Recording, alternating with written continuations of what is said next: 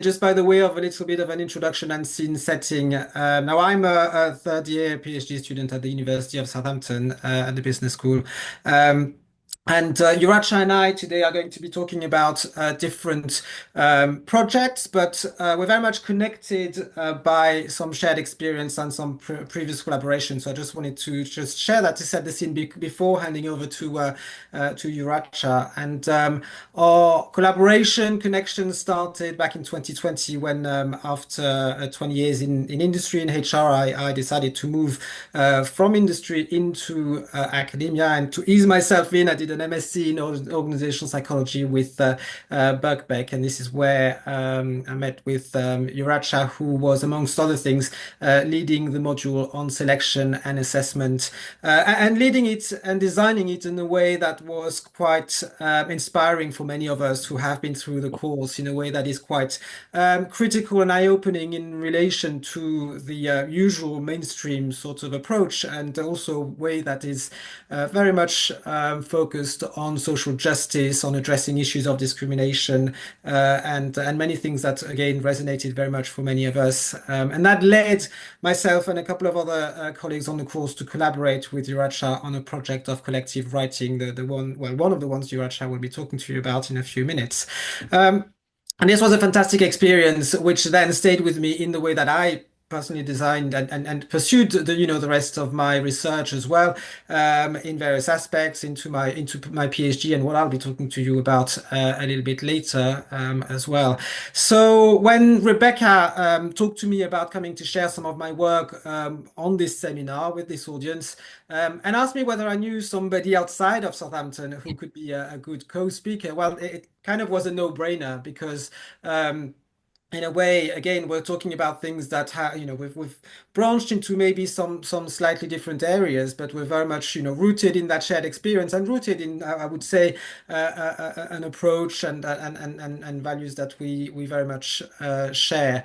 And I hope you'll be able to appreciate as well what kind of brings us together, and how our methods that we're presenting today kind of supplement and sort of pair up quite nicely. So that's it, just as a way to start, and then I'm handing over to Uracha. Over to you. Okay, so this is the title of the talk today, Exploring Collective Writing as a Methodology and a Praxis for Solidarity and Hopeful Resistance. Very long title. In essence, what I would like to share with you today is my journey into collective writing as a qualitative method that I have been working with.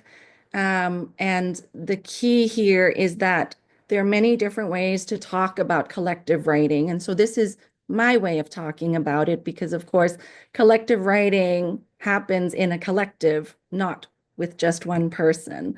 So if we are going to be getting experiences of using this method, it would be fantastic if for another time we could do potentially a collective session on collective writing. But for today, this is my experience and my journey.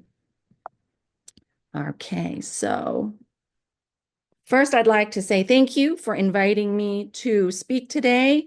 Thank you to Fabien, to Rebecca, to Quest, NCRM, SCDTP, and the Work Futures Research Center at University of Southampton. I love the opportunity to broaden my horizon, so I really appreciate the opportunity to build connections. So thank you for having me today.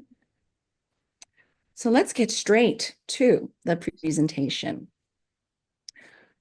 So this slide, I don't know if people can guess what this image might represent for you.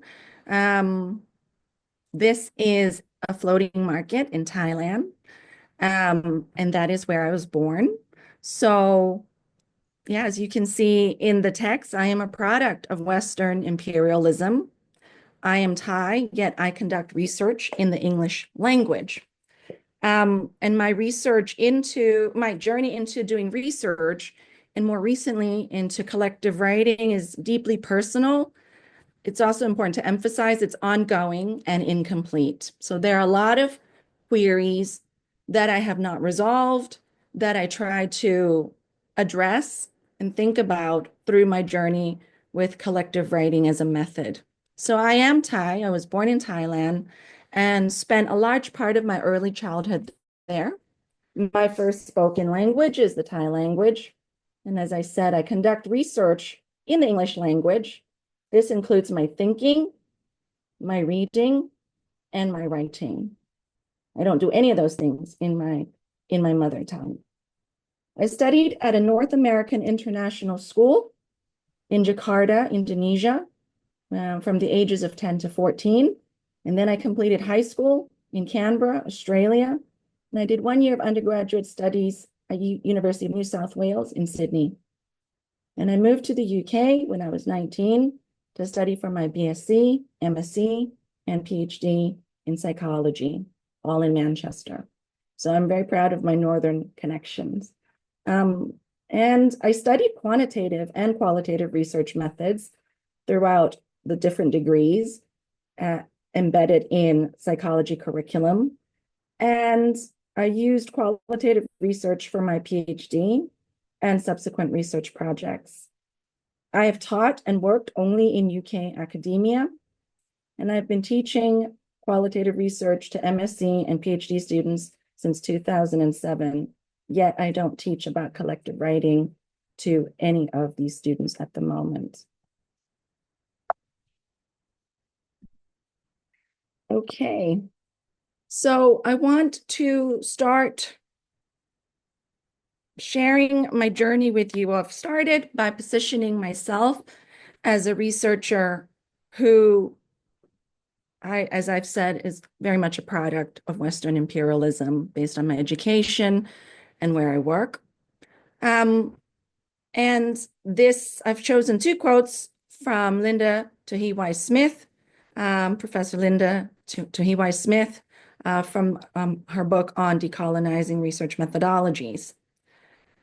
So Professor Smith says, the word itself, research, is probably one of the dirtiest words in the Indigenous world's vocabulary, in part because research has been a means of embedding the underlying code of colonialism across social life.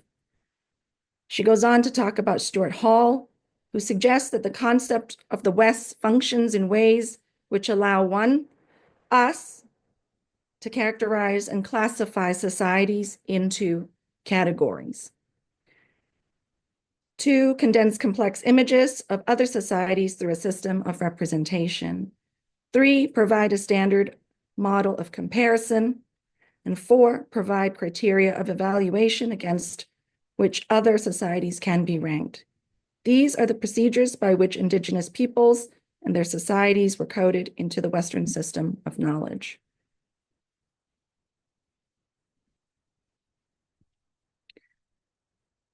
When we talk about research, and here I'm presenting at to a group of people who are interested in qualitative research. However, I think it's important to acknowledge that in qualitative research, there are variations in how that is conducted.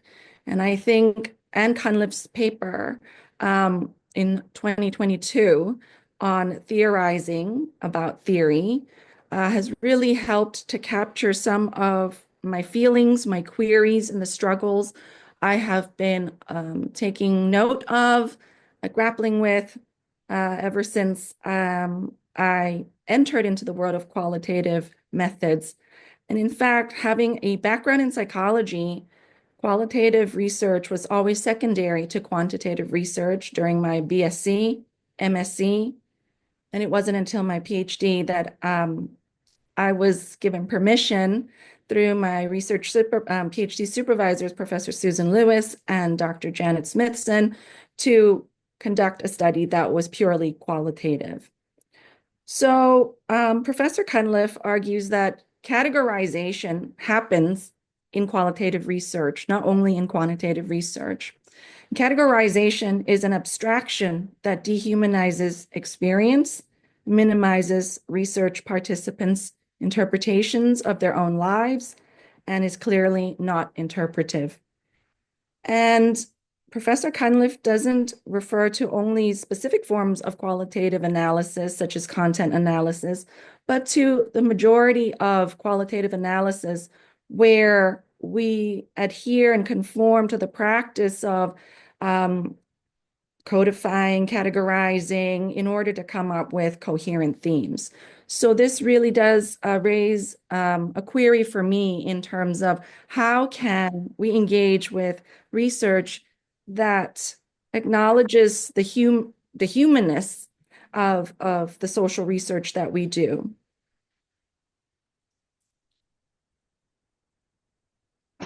So for a while, I have been thinking about who is allowed in to research and under what conditions, and as a result, who is kept out. This has implications for knowledge production and creation.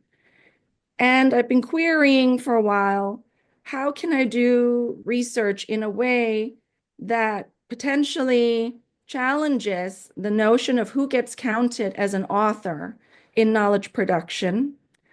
And here are some other questions that I've thought about. Do you have to actively write to become an author and a researcher? And who gets to make knowledge? And what gets counted as knowledge? So all of these things connect to the work of Professor Smith, for example, and to other scholars, especially scholars who work through decolonial, anti-colonial lenses in research in terms of how do we actually engage with research and knowledge production. This is a paper that I had the privilege of working with colleagues in Malaysia. It was published in 2019. And this study was an interview study with migrant domestic workers, women who moved from Indonesia and the Philippines to work in Malaysia as migrant domestic workers.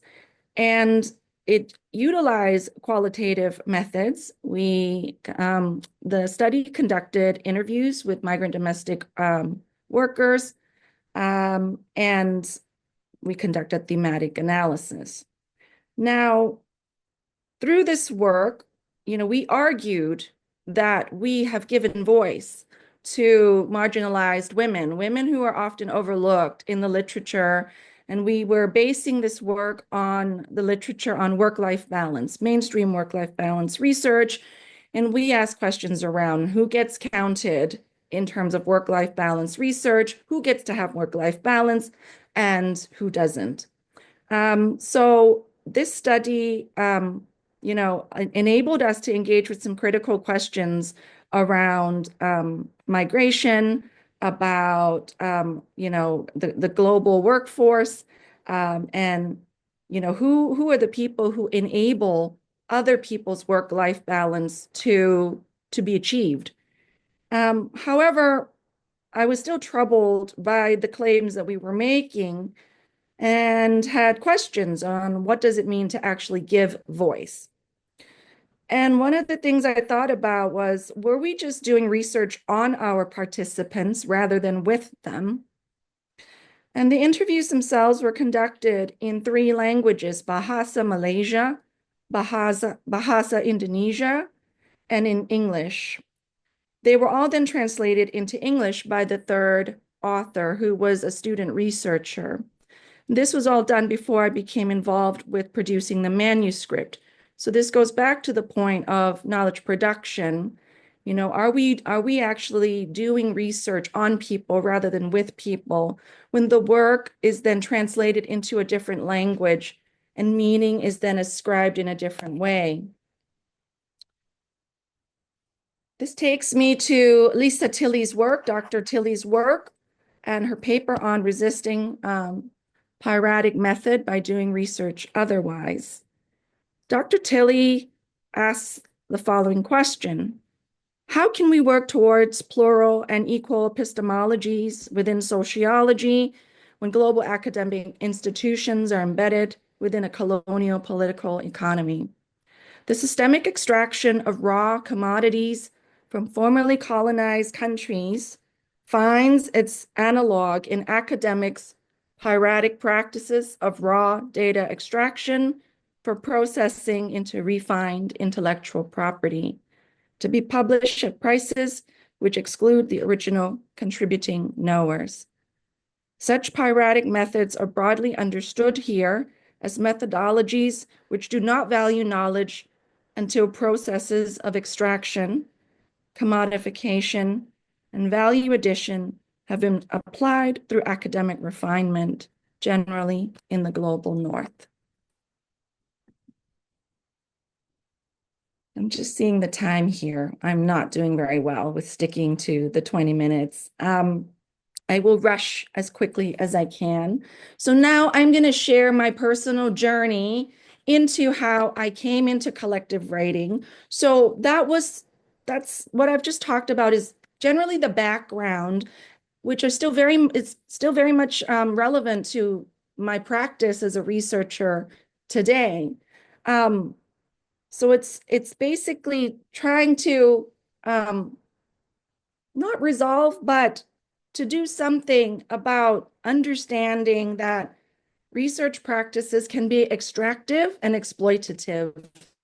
And I came into collective writing as a way of trying to explore methods that would move away from that to actually include the knowers, participants, as co-authors, as co-producers of knowledge. And I was able to come into this for the first time in 2021. I was invited by Dr. Amal Abdellatif in 2021 to join a polyphonic alter ethnography piece with a group of academic women who are at different stages of their careers to write a collective piece together. The way in which we worked is different to how I have since developed collective writing through my own work. We wrote separately, we wrote asynchronously, and our stories and accounts were then put together into an article. And this can be seen in the paper, Breaking the Mold, Working Through Our Differences to Vocalize the Sound of Change. And that was published in Gender, Work, and Organization. So the idea to start looking into collective writing as a research method and a practice for me, I was inspired by Dr. Abdellatif's work and her invitation for me to work with her. I also came across papers on writing differently. And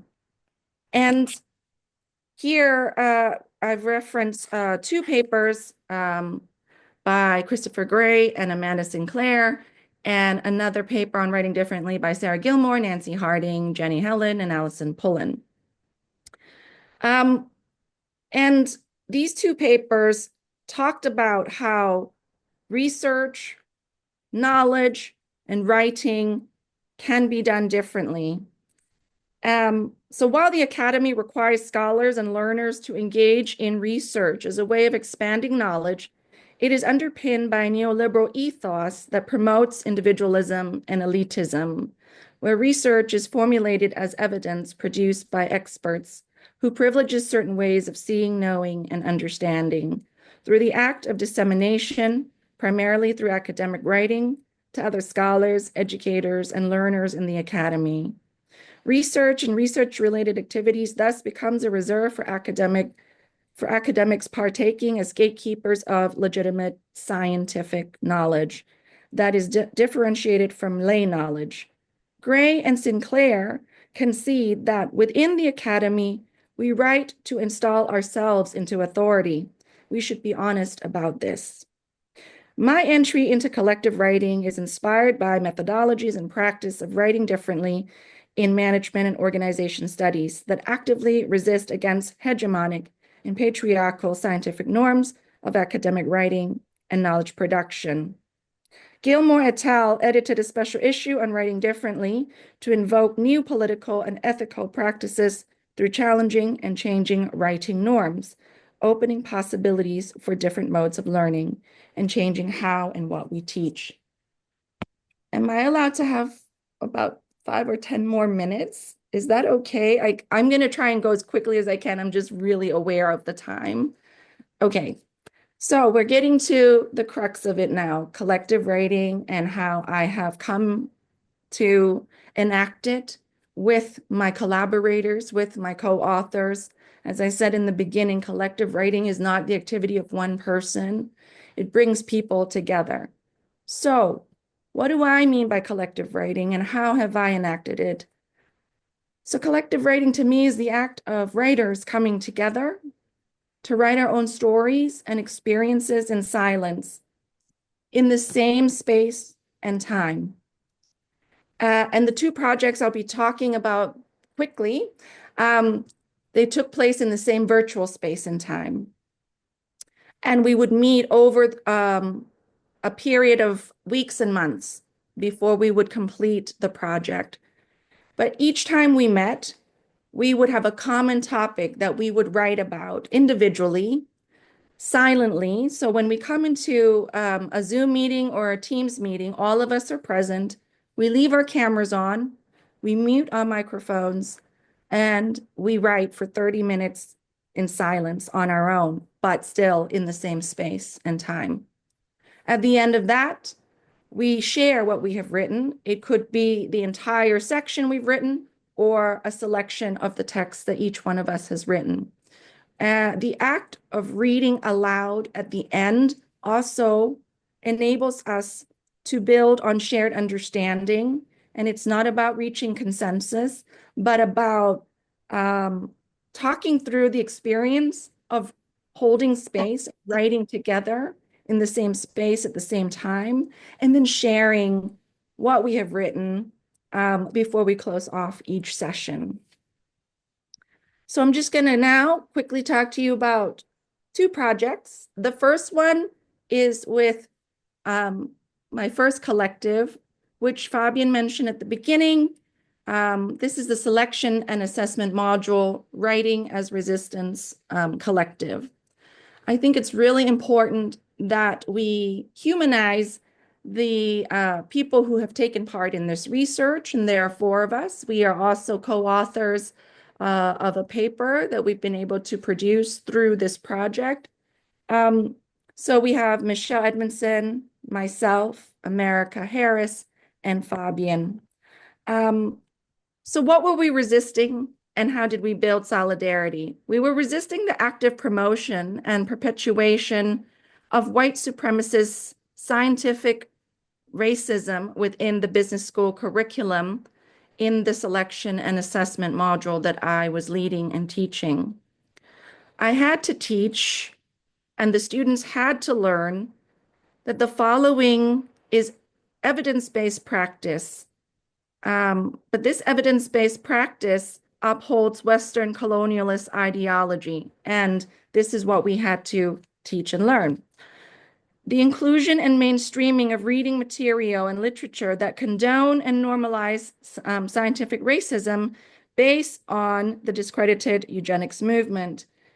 The material that we had to engage with failed to problematize the promotion of general cognitive ability testing as the best predictors of future job performance and therefore the best method of assessing and selecting job candidates. And argues that group-based lower test scores of Black test takers compared to white test takers was not due to biases in the test, but rather due to the test takers themselves. So collectively, we came together, and you can see that this project spanned from the moment we came together to write until the end of the project when our paper was published. It spanned across months and years. But we came together during our collective writing sessions to respond to this epistemic violence through writing our stories and reflections on how we can resist this violence together as human beings, as educator and as students.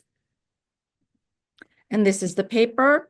There's a reference list at the end, but I'm very proud of this work because it's the first time I've engaged in collective writing with students as co-authors that challenges the way in which we bring student co-authors. It's not about students collecting interesting data and then we decide to publish with them, but rather we create and co-created something together live in the moment based on our experience of seeing injustice within the curriculum. I'm so proud of this work. I actually put this paper, the front page of this paper, on a coffee mug, and I gifted the same coffee mug to all my co-authors as a celebration that this project has come to fruition. This is the second project that I'd like to share with you. This is a collective of academic and professional services women working across 3 different universities. Let me just quickly hide my keyboard here because I need to see what I've written. So there are a group of us. Some of us are academics. Some of us work in professional services. So what is it that we were resisting and how did we build solidarity? We were resisting the artificial division of academic staff and professional services staff in the neoliberal university. We wrote about our experiences of office housework, the work that people get asked to do that tends to be seen as non-work, yet are necessary to keep the workplace going. And in our collective, we wrote a lot about how care work is a form of office housework. And by coming together, we were able to share our experiences of not only do academic women or professional service women are asked to do office housework. In fact, we were all asked to do it. And sometimes we undertook office housework, not because we were asked, but because we felt that no one else was going to do it.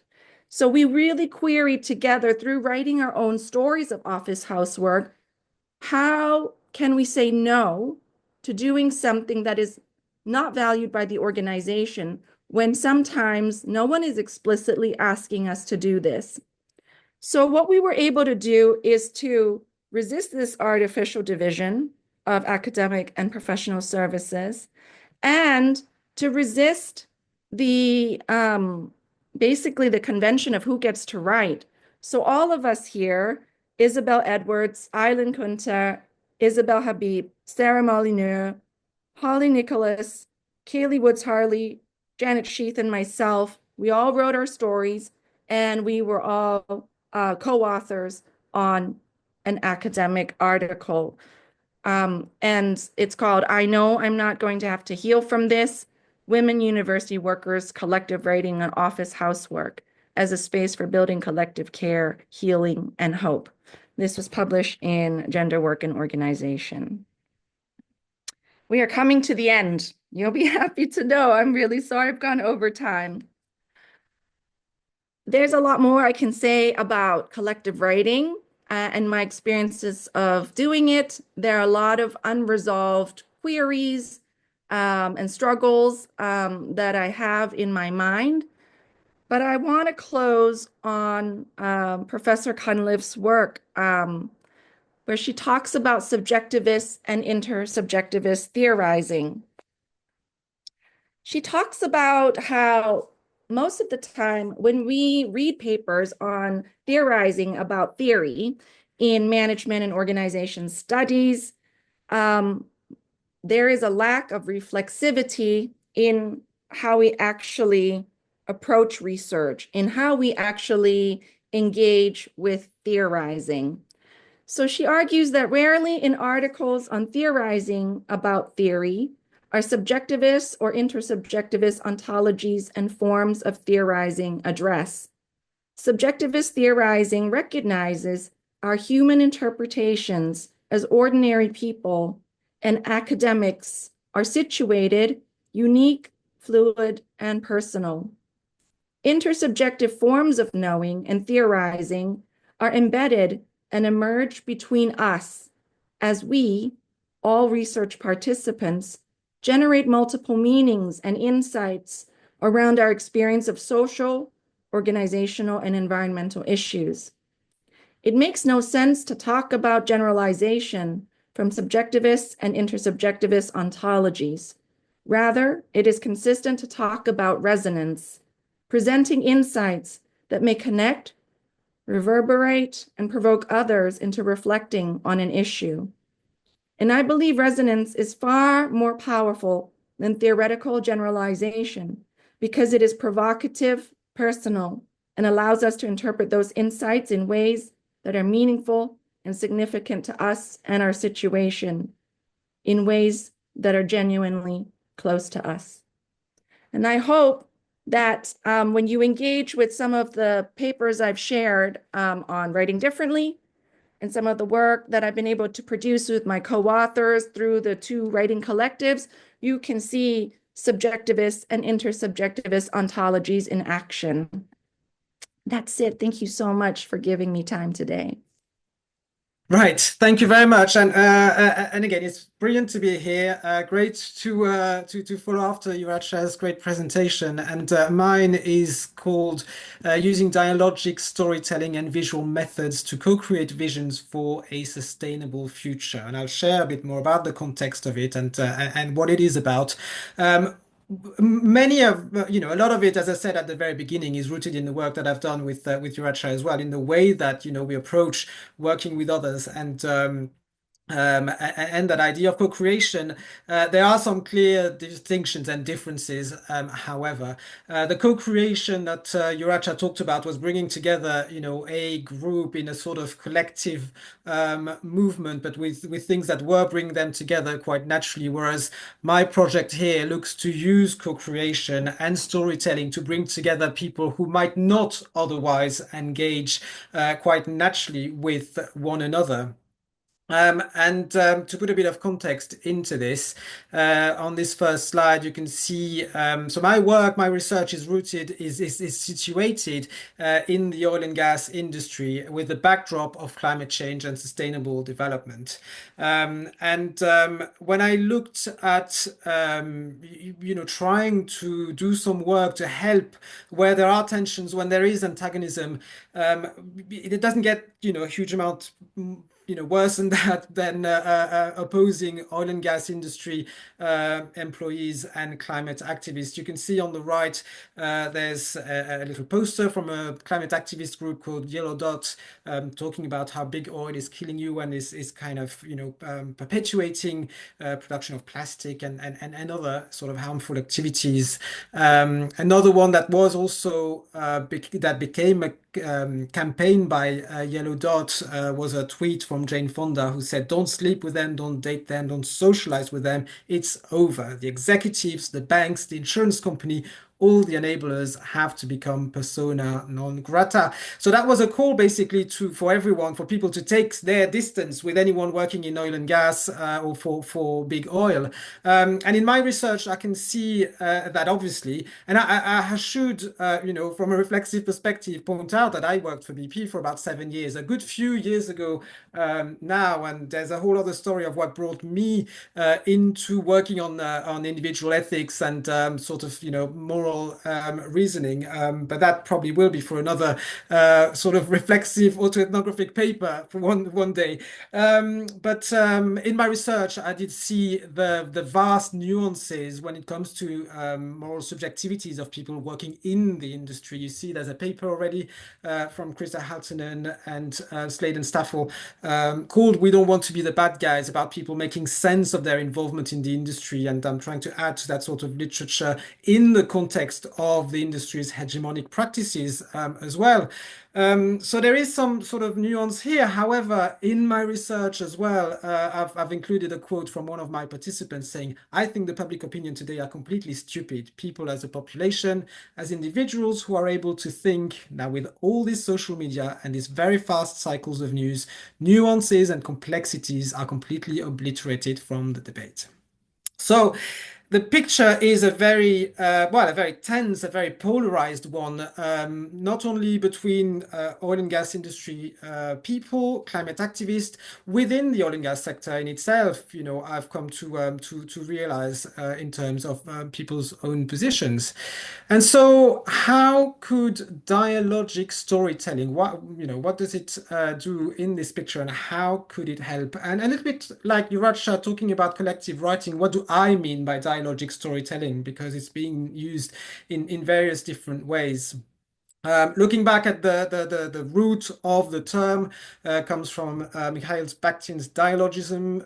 It positions dialogue as an ongoing part of human existence, a way to understand our relationship to meaning, society, and ourselves. So that dialogue, those discussion and exchange between ourselves, which are fundamental to us in the way we function, in the way we make meaning of things. Then the other two quotes I've got here are from Laura Black from a paper from 2008, which really resonated a lot when I came across it with what I wanted to do.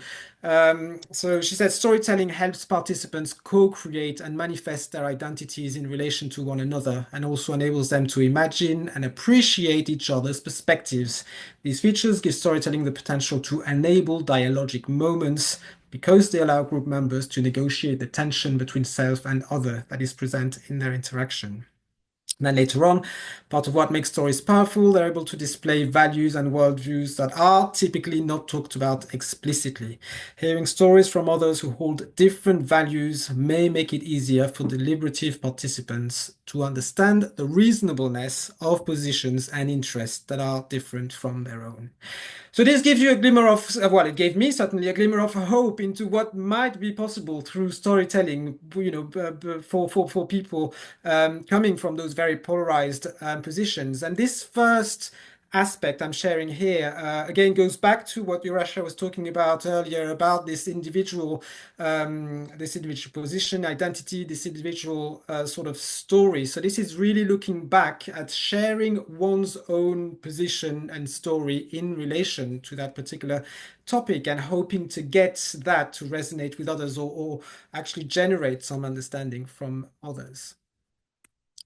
The next stage or the next aspect of storytelling, which I then looked into and integrated, was a different one that is future focused, that is already related to sustainability and and used in sustainability studies and activities, which is about co-creation of a sustainable future and using storytelling to look at alternative futures or possible futures.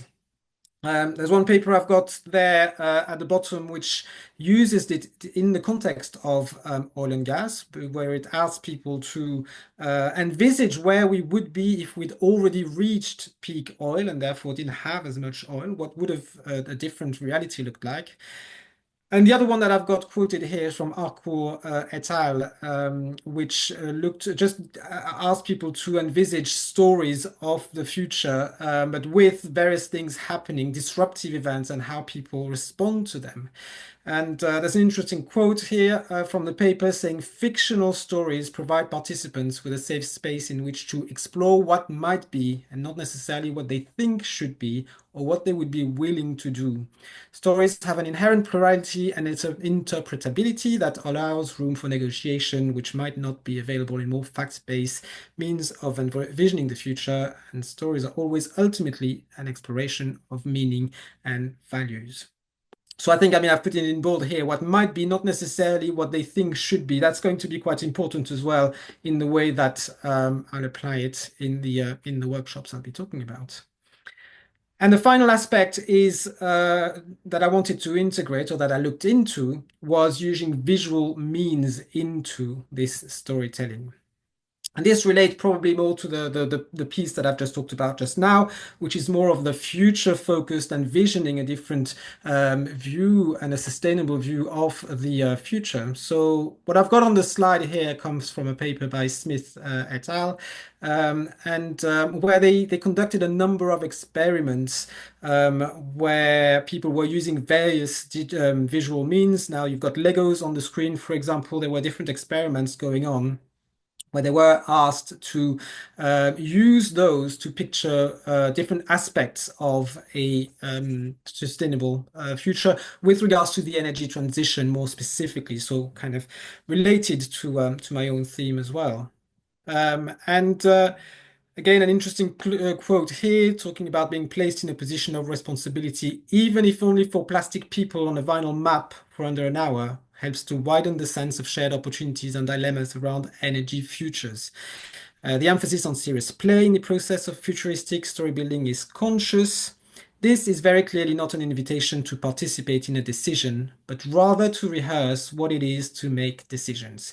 So the end of this quote kind of resonates with what Arco et al. Was saying in my previous slide in terms of if you think about envisaging stories of the future, this isn't about committing to something. It isn't necessarily about solutioning something, but it is about engaging in that conversation, about moving towards that solution. And this is what attracted me as well in that potential, the dialogic potential to get people to come together towards those discussions about what might be possible, not asking them to commit to doing something together, simply to have a think about what might be.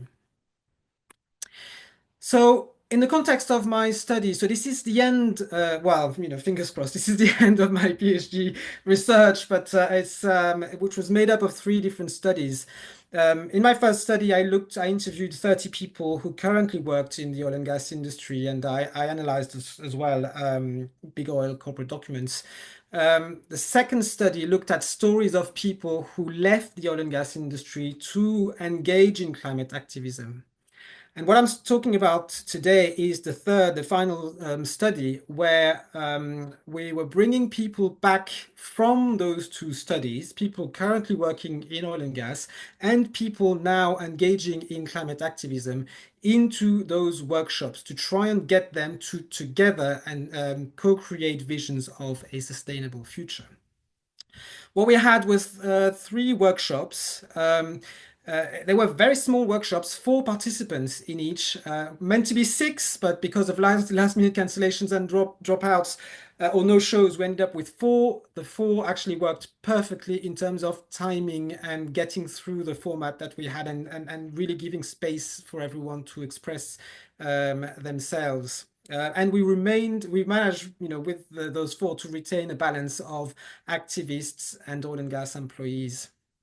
And because I had interviewed all of them in the past, I also knew their position, and I knew that within the workshops we also had a mix of, I'll call them hardcore oil and gas employees, people who were really, bought into the perpetuation of fossil fuels versus those who were actually actively conflicted about what they were doing, about their role in there.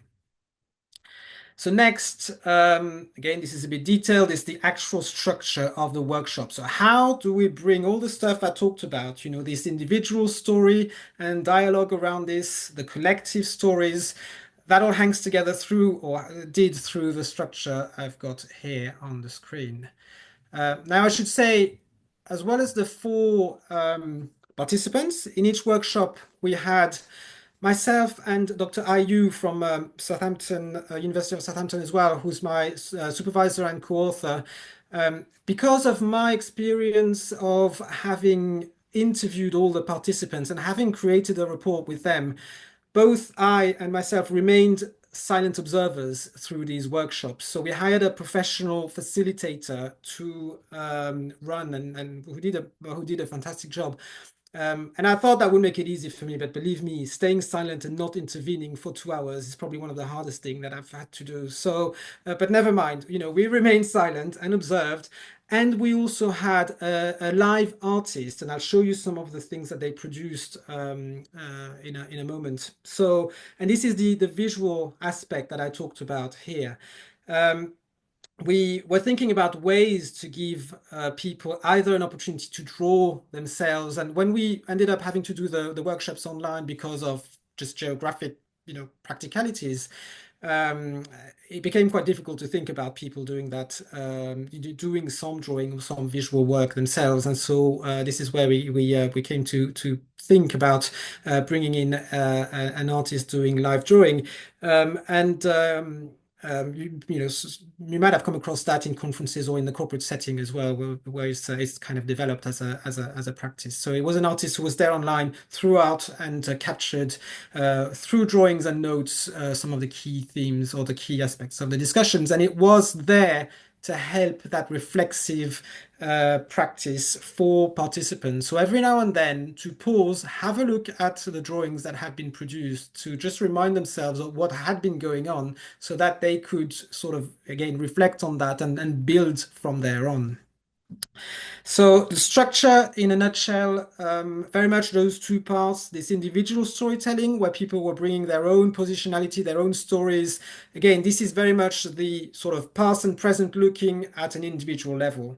This is where we're going back to, what Uracha had shared, because after an initial sort of introduction, setting the scene, agreeing on principles for, respect and working constructively, we gave people, it was only 10 minutes because of the time that we had, but we gave people 10 minutes to write individually in silence their individual story.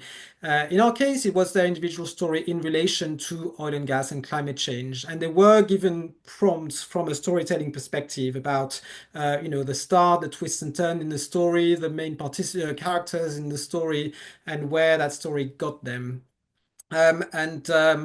And again, practically speaking, I was using Miro as a collaboration tool for people to write on, so that it could then be shared across the group. People were then sharing between themselves, reading out. It was simply reading out their stories that they had written at the end of those 10 minutes, and other participants were encouraged, allowed to ask questions, but only clarifying questions. This wasn't a space for challenge or judgment. It really was just about maybe something that wasn't clear, or that people wanted to ask or were just interested about. And then finishing that first part with a little bit of reflection on how it made people feel to, well, take a moment, because you wouldn't very often do that, to just think about your own story in relation to this topic, and hearing others already. So just to slowly set the seed before having a break, letting everything settle for the second part, where in the second part to try and bring those individual stories into that collective space, giving people a chance for group reflection to start with, finding what brings them together basically from the individual stories. Before then, giving people a half an hour to work on that collective storytelling. So people, then the group, the four participants, were pretty much, they had very, very little sort of interactions or intervention. They were left with a few prompts. Again, the idea was to develop develop the story of a sustainable future, and the role of the oil and gas industry in it. 2050 was the end of the story, a happy ending it was meant to be, and people were asked to develop basically the defining moments that would lead them to that, the main characters again in that story, etc., etc. And then on the end of that, again, 20 minutes for reflection about how that made people feel. I'm also going fast, looking at the time.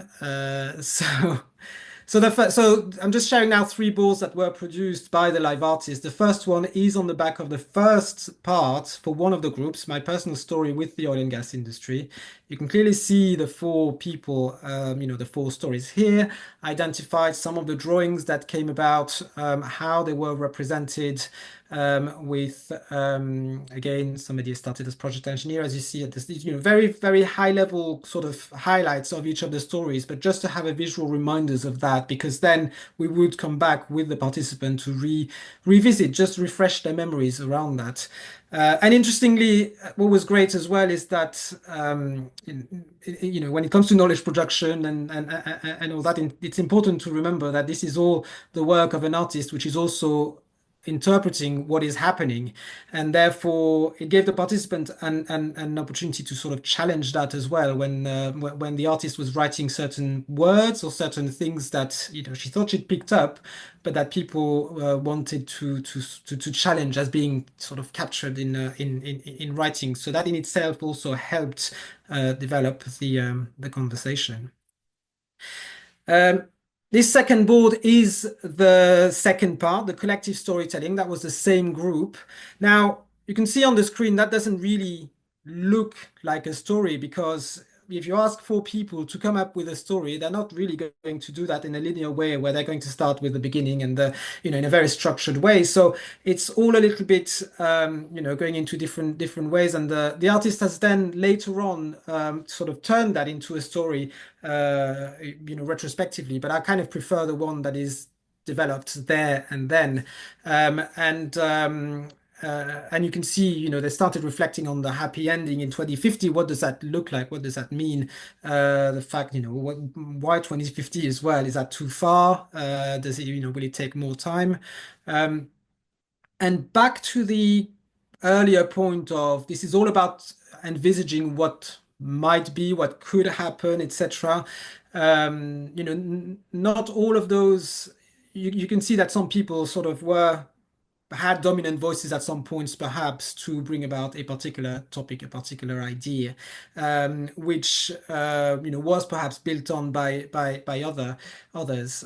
So the idea here, the important thing is really still about the conversation, about getting them to go back and forth. And the story was their way of interacting, of speaking to one another, of basically saying, that they had a view that this would happen, this could happen, this might happen. And the answer to that for people who might want to challenge was not to say, no, no, you're wrong, or, something personal about the individual, but about saying, well, actually, what if this happened? What if we did that instead?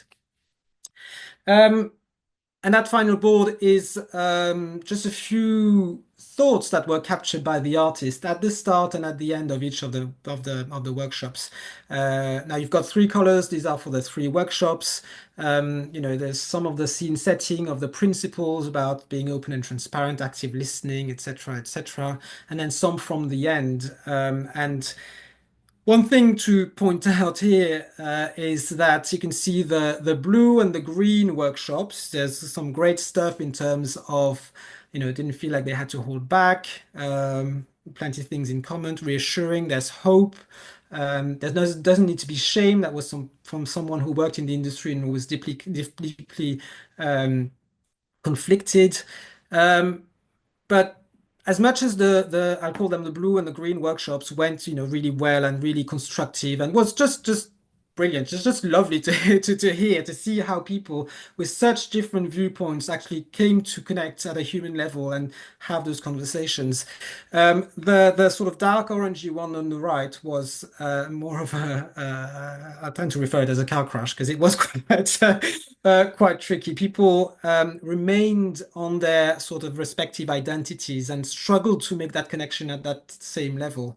So they were already, concerned about finding common ground at the start, and then ending up saying it's still challenging to have a think about different dynamics. And perhaps what the artist captured here didn't go quite as far as the real sentiment that was in the room. It was one where your sort of ethical responsibility as a researcher comes back into when do you need to intervene? When does it become too challenging for people who attend?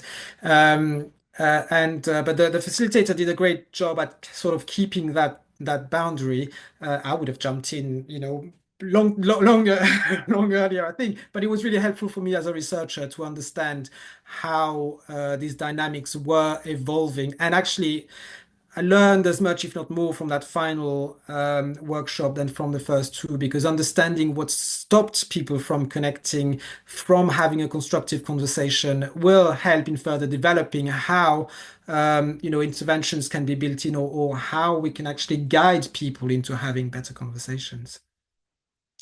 So very quickly, I won't spend too much, even though I love that, but that's just a way of summing up my reflection as well on those workshops. For those familiar with Deleuze and Guattari, this is about their metaphor of the rhizome, which is the rhizome is a stem of some plants that go horizontally along or under the ground, and their comparison of the rhizome versus the tree, because the rhizome has no beginning, no end. The it's always in the middle.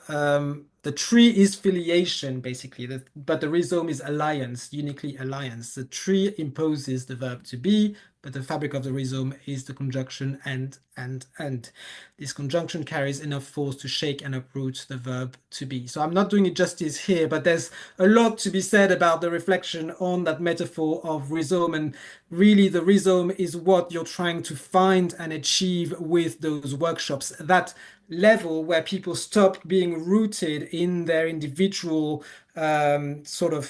position, where actually they start making those connections and forming a space which is a lot more homogeneous, which will have offshoots, but does find a certain common ground. Then finally, to quickly finish just where this is going next. I've got funding to develop these workshops for community engagement, which I'll do for sustainable development in the Solent area. For those listening who are in Southampton, I'm running an internal workshop using the methodology on the 10th of March. Get in touch if you want to attend. And I'll help again using those workshops and that method, but as an engagement method. Then we'll use the same method as well with Uracha and with IU in the International Critical Management Studies Conference, ICMS in Manchester in June. For anyone going there, look out for that and please come and join us. A completely different topic. This will be about regenerating critical management studies in the neoliberal business school. So the stories will be different, but the method will be very similar. I'll go into discussions about exploring how we can use that for education potentially as well in the process of learning. And from a pure knowledge creation and research perspective, obviously the next step will be, we haven't had a chance yet to fully analyze the transcripts of the workshop beyond what I have already to develop, empirical studies for that in particular and other workshops which will take place, and also, a methodological paper, which I hopefully will be able to do on the back of that. There's a few references that were given there and details for anyone. Feel free to get in touch.